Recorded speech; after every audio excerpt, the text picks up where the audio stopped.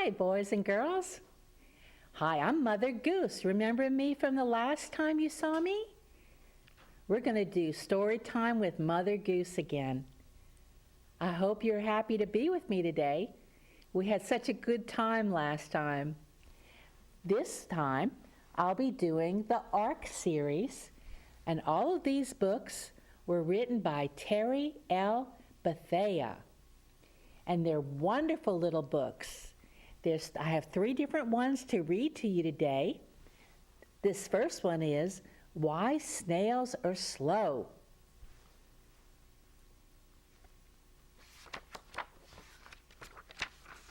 Now let me tell you a little bit about the author before we start.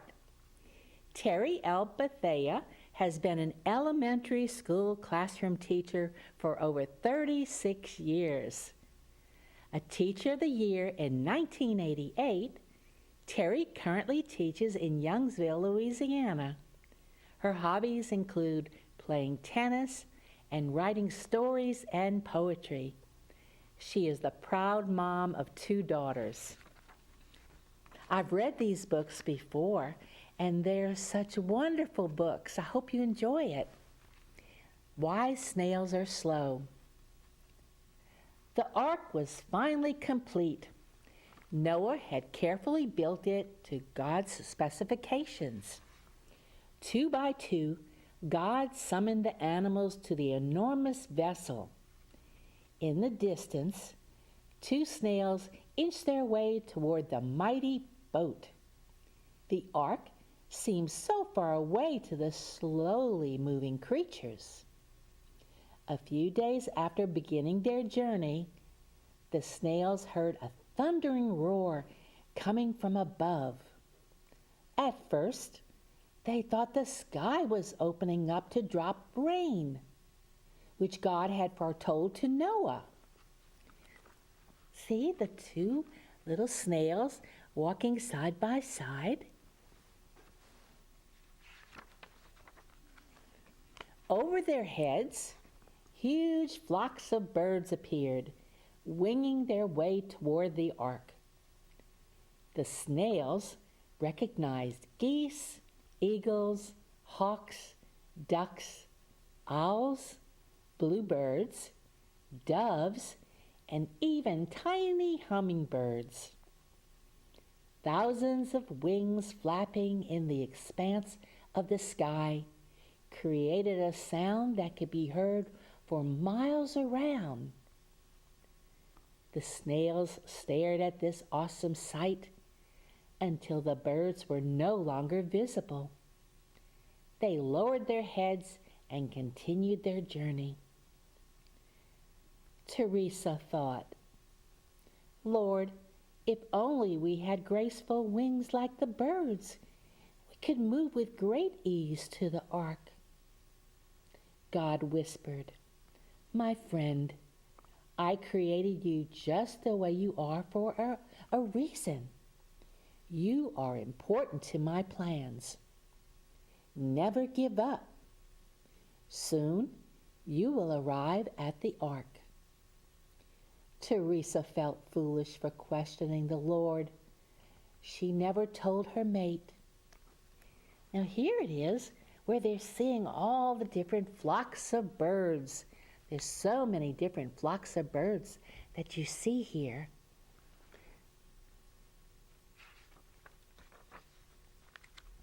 A week later, the ground suddenly began to shake. Startled, the snails were sure this was the beginning of the great flood. The frightened snails closed their eyes and began to pray. The earth continued shaking. No rain fell from above. Upon opening their eyes, the snails were blinded by clouds of dust. The earth continued to tremble as the 4-legged animals stampeded. Blinking the dust from their eyes, the snails recognized zebras, elephants, giraffes, horses, rhinos, bears, and tigers. They watched as the strong-legged wild creatures raced swiftly toward the ark. After the tremendous herd raced by, the snails lowered their heads and continued their journey. Teresa thought, "Lord, if only we had powerful legs like some animals, we could get to the ark so much faster." Then God whispered, "My friend, I created you just the way you are for a reason. You are important to my plans. Never give up. Soon you will arrive at the ark." Again, Teresa felt foolish for questioning the Lord. She never told her mate. See, here's all of the animals stampeding on their way to the ark. And also on this page right here, we have Teresa, the little girl snail, and her little mate.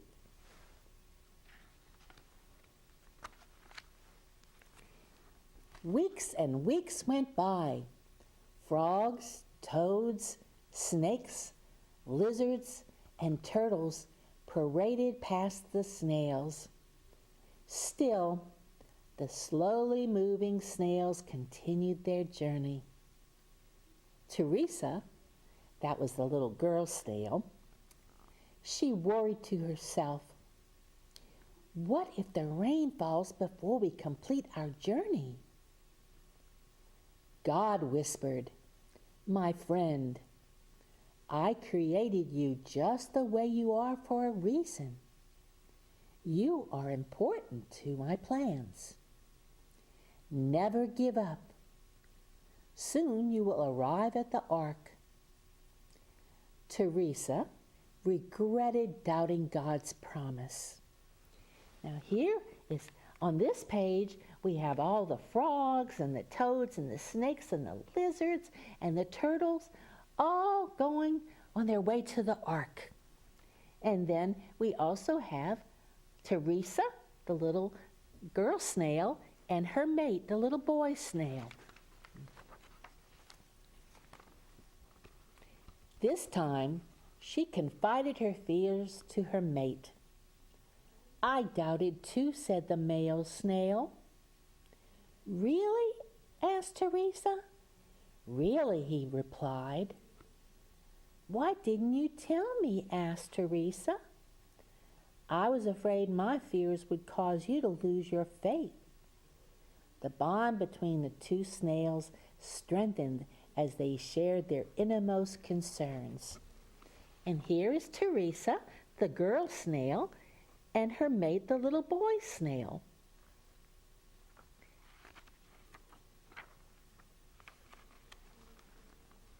Little by little, the distance between the snails and the ark grew shorter. Finally, after many months of inching their way toward the ark, the snails arrived. They realized their adventure was nearly over. All that remained was to enter the mighty vessel.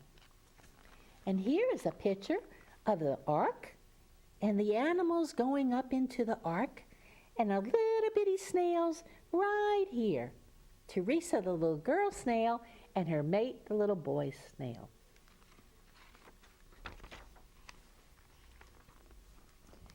As they began to move up the ramp, the snails saw Noah standing in the doorway.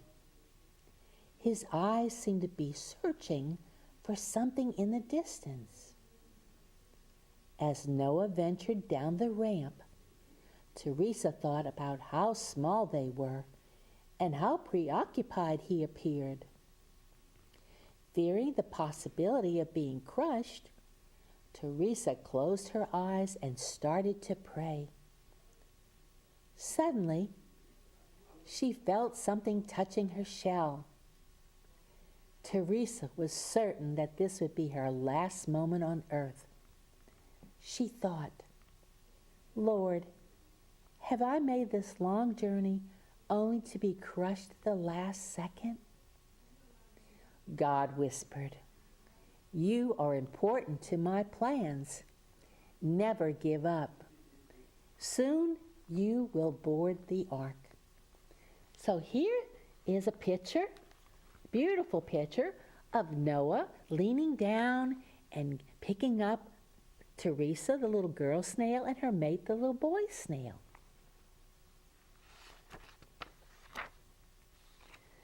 Teresa felt her body carried upward upon what seemed like a soft, warm cushion of support. I must be in God's hands, she thought. A voice whispered, I have been waiting for your arrival.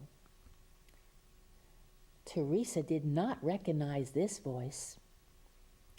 When she opened her eyes, Teresa and her mate were face to face with Noah. God told me to expect you to and to be patient.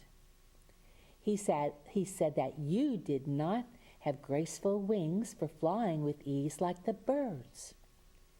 You did not possess powerful legs for running rapidly like some animals.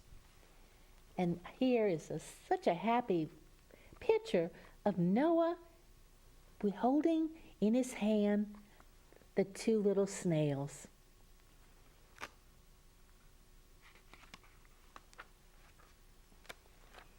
Even the creatures that move along the ground would arrive before you. God said your journey would take the longest. You would be the last to board. In fact, God said that you were very important to his plans. Your arrival, my friends, would be the signal for me to raise the plank. Noah took the two tiny snails inside the ark. He secured the plank. God shut the door. And here it is Noah going into the ark, and he's actually carrying the snails and getting ready to close up the plank.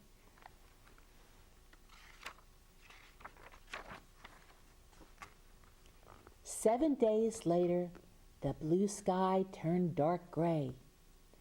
Drops of rain began to fall.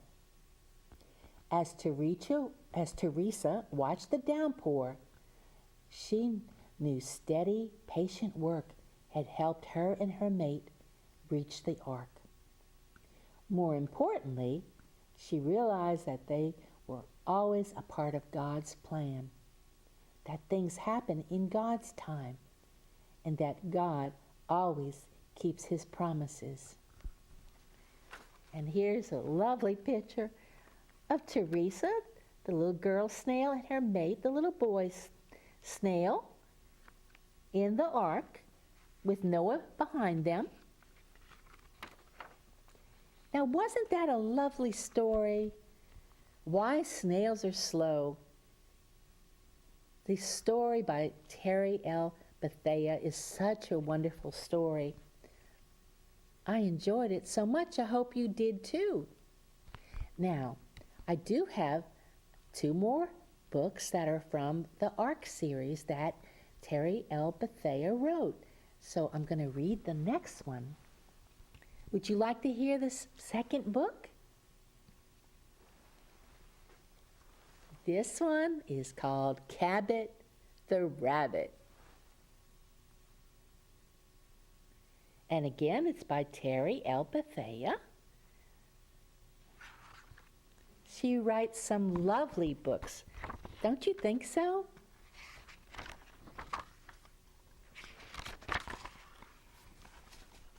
Near the end of the first day of their journey, all the animals aboard the ark had begun to settle into their new home away from home. As the young male rabbit passed by Teresa the snail, she noticed his sad eyes. "What's your name?" she asked. "Cabot," he whispered shyly. "Cabot the rabbit. That's a cute name. Are you named after your dad?" Here they are on the ark, and there's Cabot the rabbit, and there's the little Teresa, the little female snail, talking to him. "No, my mom named me." The mention of his mom seemed to make Cabot even sadder. Teresa had meant no harm, and so to cheer him up, she asked, "Aren't you glad you asked God to call you to the ark? Aren't you glad he heard your prayer?" Cabot mumbled, "I didn't ask God to call me." "I wonder why he called you, Cabot?" inquired the caring and concerned snail. Here's another lovely picture of little Cabot the rabbit, who's very sad. He misses his mommy. And the little Teresa, the little female snail.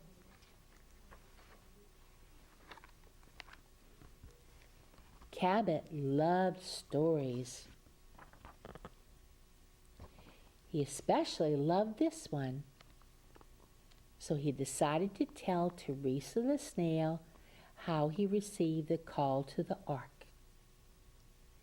The news that God would be calling one male and one female rabbit to the mighty ark had spread throughout all the forests of the land. Every rabbit prayed to hear the call. Every rabbit, except Cabot's mom, that is. Instead, she prayed that her firstborn son would hear God's call. And this is a picture of Cabot the rabbit's mom, and where she's praying for God to pick her cute little bunny, Cabot the rabbit, to take him on the ark.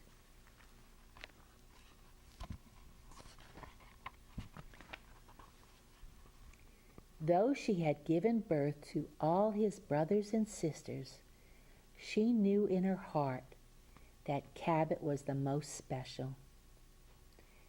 She had seen Cabot protect his brothers and sisters at play and had witnessed his kindness toward others who weren't always as kind as he was. She knew that Cabot had a sensitive side too, and that he sometimes would lose races on purpose just so other rabbits who couldn't run as fast as he wouldn't feel so bad. As the ark slowly neared completion, his mom prayed even harder that Cabot would be the chosen one. Now here's Cabot the rabbit, and he's running with his friends, and as you can see, he actually stopped so that they could beat him. He's such a nice rabbit, Cabot the rabbit.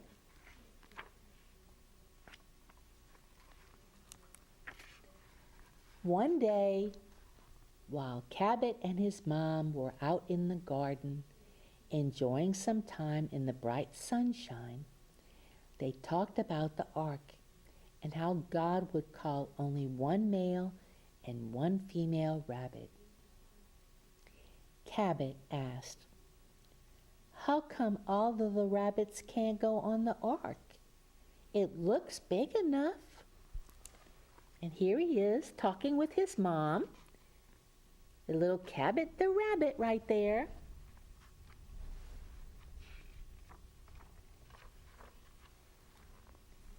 God will be calling a pair of each kind of animal to the mighty boat, and there wouldn't be enough room, she replied. Because she didn't want her son to worry about which rabbit would hear God's message, she had quickly changed the subject. Cabot could ask 1,000 questions a day. Why are my ears so long? Why can't I run faster than the other rabbits if we are all rabbits? Why do I have a white fluffy tail?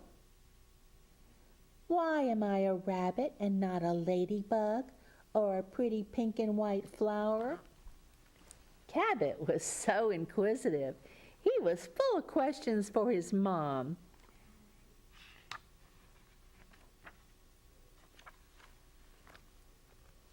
Cabot's mom loved her inquisitive and intelligent son. And even though she didn't know the answer to every question he could ask, she always tried to tell him the truth. All during these special times together, his mom continued to pray that Cabot would be chosen for the journey soon to come. Cabot, on the other hand, didn't give much thought to the ark because being chosen would mean leaving his home and family. Cabot had decided that he would rather stay with those who had always loved him.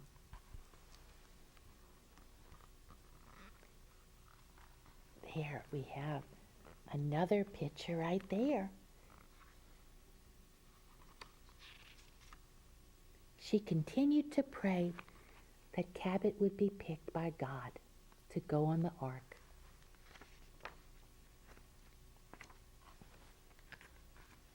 When the ark was finally ready, God began sending out messages to all his chosen animals. He also sent a message to Cabot's mom. Jill, I heard your prayers. They have been answered. Jill wasn't sure exactly what this meant, since she had always prayed for many things and for many different reasons. But she knew for certain on the day that Cabot raced into her loving arms and said with tears in his eyes, I heard God's message. I'm the chosen male rabbit. He needs me to come to the ark. Realizing that God had answered those prayers that came truly from her heart, Jill tried to hide her own tears from Cabot. But she could not hold them back no longer when Cabot said, Mom, I can't go away and leave you and our family. Here is Cabot in this picture with his mom hugging her and crying. He's crying. He doesn't want to leave his mom and his family.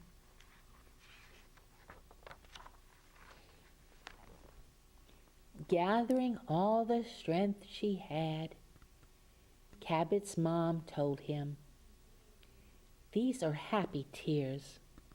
God needs you, Cabot. It's important that you follow God's will for your life. But Mom, I'll miss you too much to leave you. With love and tenderness, Cabot's mom reassured him. I'll miss you too, Cabot. I love you, my son. I will live inside you wherever you go. Suddenly, knowing that Cabot would soar even higher because God had selected him especially, she smiled. The peaceful and happy look on her face told Cabot that his mom would be all right. When he heard God's voice say, It's time to go, Cabot left his mom and family. But in his heart, he carried all that Jill had taught him through her own loving ways. Here he is leaving his family, his mom and his siblings, at their little tree house that they live in.